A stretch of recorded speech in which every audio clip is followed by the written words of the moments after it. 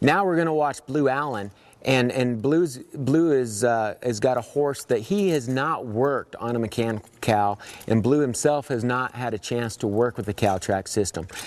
Blue's going to experience this, and he's going to tell us, show us what he's going to do with a horse that's never seen this. And this is a horse who knows how to stop, knows how to turn, knows how to read a cow.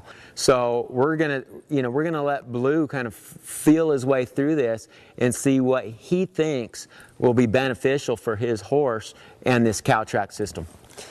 First I'm going to make sure that my colt can tolerate me working this flag. Give him a little bit of confidence here. Just letting him look at it, move it around. I think the most important thing and the most critical thing about going down the fence is the way that we leave this corner. It can make or break your entire run. So, and the cow tracker system seems to allow you to work on some of that. On my horses that I do work the flag at home, very seldom do I ever get out of a walk or a trot. So it's meant and it's designed not to just let your horse jump around. It's designed to be able to work on their footwork and their body. I'd rather them take one step correctly to a cow than them just flop around and try and hold a cow. So, take your time working it. If things don't go the way you want them to go, slow it down, slow it way down, and slow it down more if you need to, Think about them taking one step correctly to a cow. I'm going to send it back here the other way.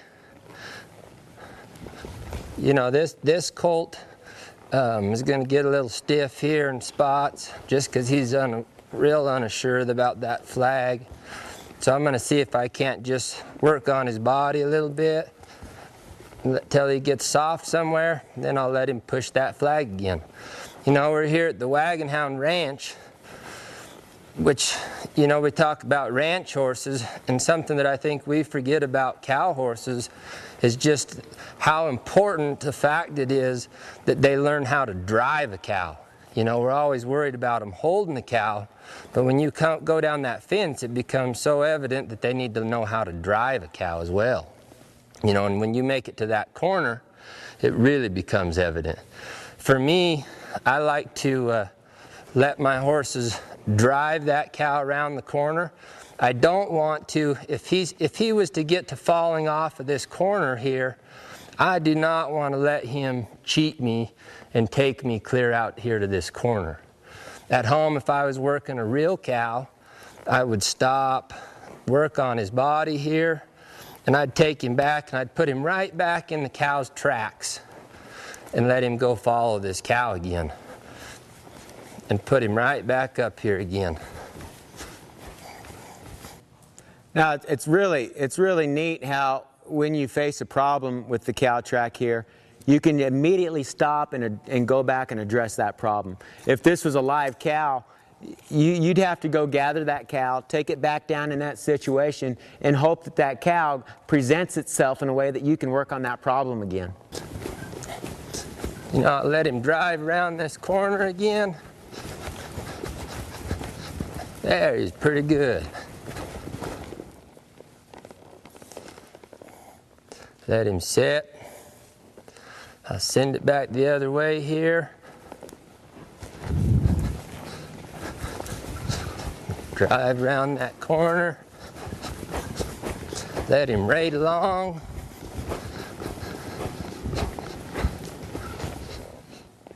Wait. I think the most important and crucial things about going down the fence aren't always necessarily the turns. I preach rate.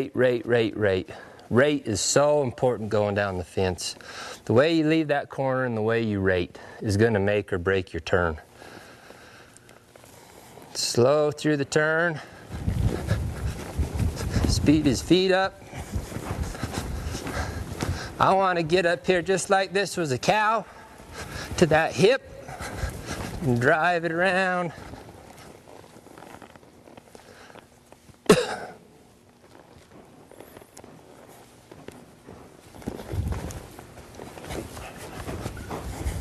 Now, Blue, when you're talking about rate, that means how fast your horse is going in relation to that cow. Is that correct? Exactly. I want to be right. I want my horse's eye to be right on that cow's hip. What happens if your horse is traveling faster than that cow? What consequences might you have? If we're going faster than the cow, we're going to end up going by the cow. You know, and every time we go by it, a horse's length, that's penalties. You know, and my idea is to stay out of that penalty box. So I want to do, when I'm rating, I want to stay the same speed as the cow. And right at the end, when I get ready to go by, I want to do just 1 mile an hour faster than what that cow's doing. I just barely want him to creep by. So by going the same speed as that cow, you are able to get the big, nice, tight, controlled turns that we're looking for. You bet. Always in control. You know, the fence work is nothing more than a game of sheer control. Control at all times.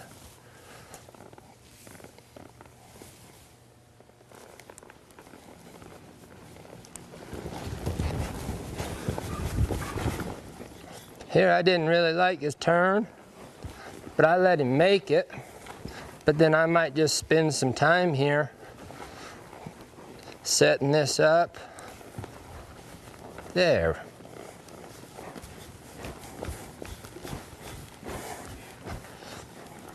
Same deal. I'm going to see if he can rate it around here slow.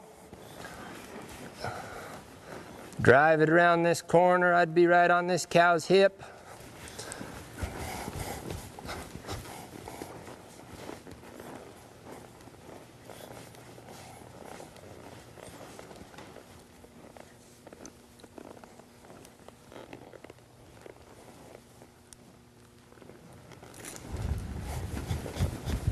Boy, Blue, that right turn looks really smooth.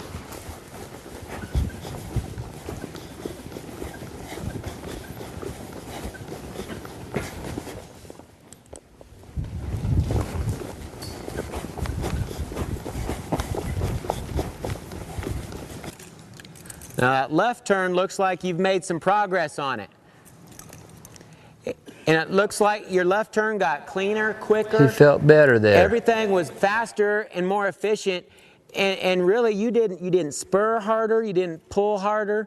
All you did was teach him how to use his feet and his body a little bit more correctly. And by slowing down with this cow track and just immediately addressing that, you very simply, you made that left turn very clean and very efficient. Yeah, he felt a lot better right there. You know, one thing I feel like too, Aaron, is something that is big to me is we can't treat the fence work like a cutting. You know, I mean, we always forget that rein cow horses are a discipline in themselves. You know, so I think sometimes we forget about that and we think about it just like a cutter, you know, and they're not. They're a reined cow horse. Right. They have to play a little bit more offense and defense. And you know, back to that, just driving a cow. You know, driving a cow is just so important.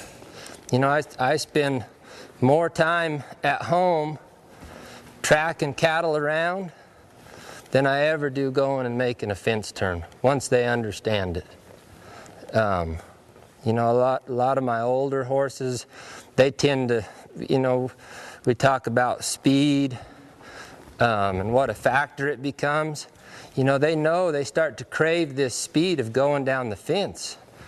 And the way that you leave this corner and the way that they're going to rate down this pin is going to make your entire run.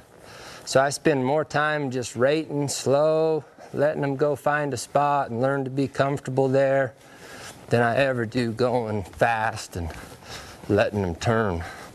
So Blue, can you work this too much? Can you work it for too long? In my opinion, yes. Yeah.